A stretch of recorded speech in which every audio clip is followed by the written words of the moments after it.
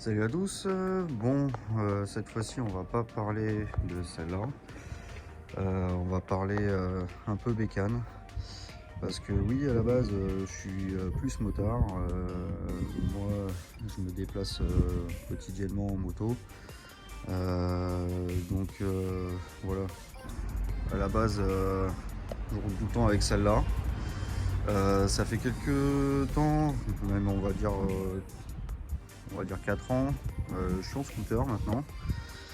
Parce que la moto, celle-là, elle accumule pas mal de kilomètres. Ça fait 91 000 kilomètres. Et voilà, je m'en sers plus pour les balades ou le week-end, etc. Tout simplement parce que la revente, ça vaut pas le coup. J'avais essayé, vu ce qu'on m'en proposait, etc. Autant la garder. J'avais fait pas mal de frais dessus, la distribution. Enfin voilà, il y a eu tout un tas de frais engendrés. Donc maintenant, je suis en scooter, je sais, c'est pas bien, c'est un X-Max 300. Pourquoi j'utilise le scoot? Tout simplement parce que c'est plus pratique pour aller chercher mon fils à l'école. Je fais pas mal de kilomètres, j'ai 65 km aller et retour. Enfin 65 km à l'aller et 65 km au retour pour aller bosser. Donc là-dessus c'est bien, mais quand on fait du périphérique, etc., même si elle est les guidons hauts, les poignets et le dos, c'est pas terrible.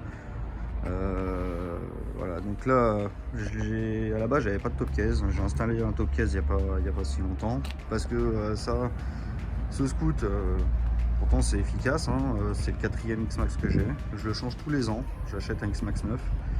Il me faut une reprise et j'en reprends un. C'est plus intéressant pour moi vu le nombre de kilomètres que je fais. Par rapport aux frais, etc. La décote, au final, autant le changer. Et je me fais pas chier avec les entretiens. Donc je fais l'entretien basique, mais j'ai pas les pneus ou quoi, les plaquettes à changer. C'est fiable, sauf que je l'ai acheté en mois de septembre. Au mois de novembre, il est tombé en panne. C'est la première fois que ça m'arrive. Ils ont carrément dû tout déculasser, etc., sortir tout le haut moteur. Et en fait, c'est un défaut de fabrication qu'il y a eu dessus, en tout cas un défaut en usine. C'était la vis, une vis qui maintient l'arbre à cam qui a cassé, qui a lâché en tout cas. Donc là, l'arbre à cam a bougé, enfin tout a bougé dedans. Il n'y avait que le piston qui n'avait pas bougé et qui n'était pas abîmé ou quoi. Donc ils ont dû changer tout le haut moteur.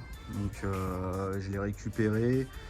Donc ça faisait novembre, décembre, janvier, je l'ai récupéré fin février.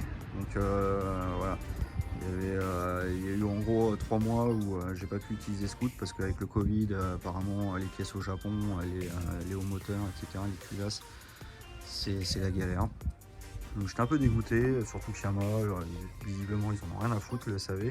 Enfin, faut quand même que je leur écrive un courrier, voir s'ils peuvent pas me faire des révisions gratuites ou quoi, parce que pas de véhicule de prêt, rien à foutre. Donc c'est pour ça que j'ai ressorti la bécane, parce que j'avais besoin d'un véhicule, hein. Il est hors de question d'y aller en voiture. J'en ai pour plus de 2h30 contre 45 minutes, 1 heure en bécane. Donc j'ai trouvé un top case pas cher, etc. Une platine sur Bon Coin. Voilà, je l'ai refait bien, j'ai refait les pneus, etc. De toute façon c'était l'occasion. Parce que je la prenais plus trop, c'est vrai, j'ai refait tout un entretien dessus. Bon, moi j'avais fait une vidange déjà, tout ça je le sais.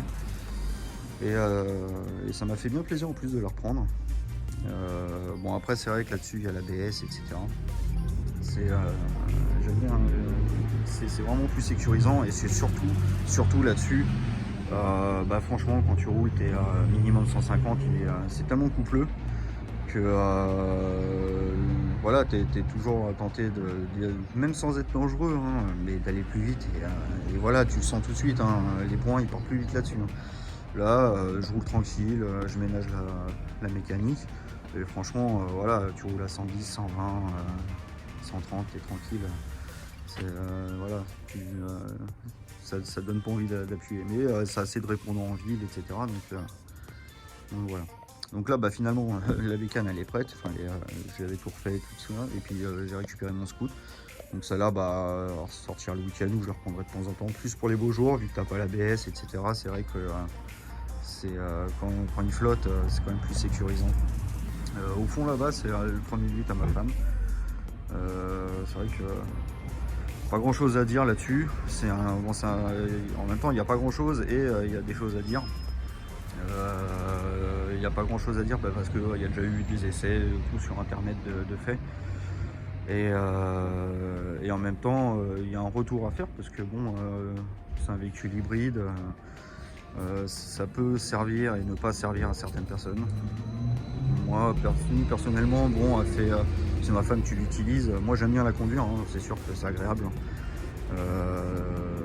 Donc ça, c'est le modèle 225. On n'a pas pris le 300 chevaux parce que j'avais pas besoin. On n'a pas l'utilité hein, d'avoir un gros moulin là-dessus, mais en tout cas, 225, c'est largement suffisant. Hein, ça marche super bien. Et ma femme a fait quoi 10 km aller, 10 km retour pour les bosser. Et du coup, elle met pas une goutte d'essence. Franchement, on a fait, il doit avoir 10 000 km le véhicule. On l'a acheté en septembre, pareil, fin août, début août, je sais plus. Bon bref, ça fait à peu près 6 mois qu'on l'a le véhicule. Elle a fait 10 000 bornes. Et franchement, j'ai l'impression qu'on fait jamais le plein, quoi. On a fait le plein quand on est parti faire des longs trajets. Et sinon, bah, on recharge et voilà quoi. Donc surtout par les temps qui courent, c'est vrai que c'est agréable quoi, de ne pas faire plein. Alors nous, par contre, on l'a pas acheté. Hein.